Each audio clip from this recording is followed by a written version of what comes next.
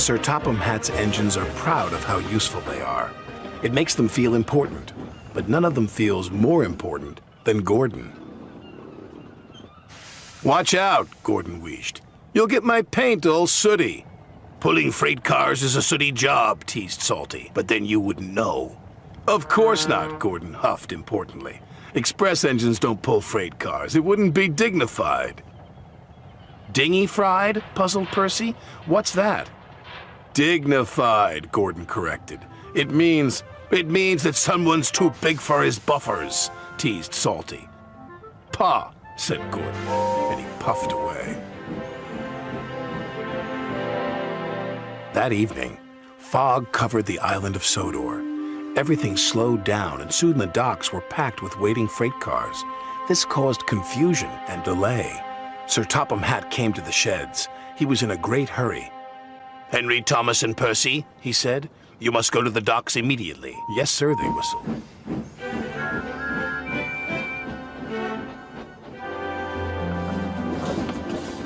Then Sir Topham Hatt turned to the big blue engine.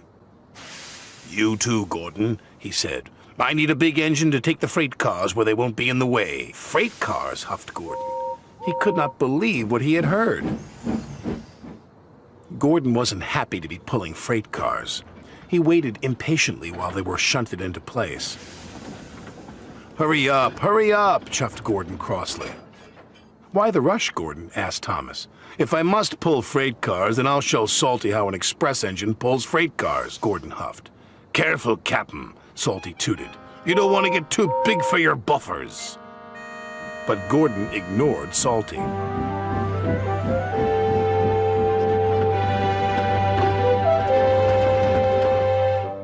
The next morning, Gordon raced along with his heavy load. "Now this is how you pull freight cars," he puffed. But the signalman had accidentally left the points switched to the branch line. Gordon rattled through the junction. "That's strange. I'm on the branch line." "Oh no," the signalman cried. "Express trains aren't supposed to go that way." It was too late. Gordon had already raced into the distance. The old branch line was weak and rusty. There were signs warning all the trains to go slow. But Gordon ignored the signs. "I'm an express engine. I don't go slow," he said. And he went even faster.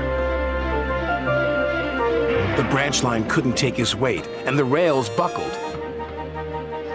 "Oh, help!" Gordon cried as he slid off the tracks and into a field.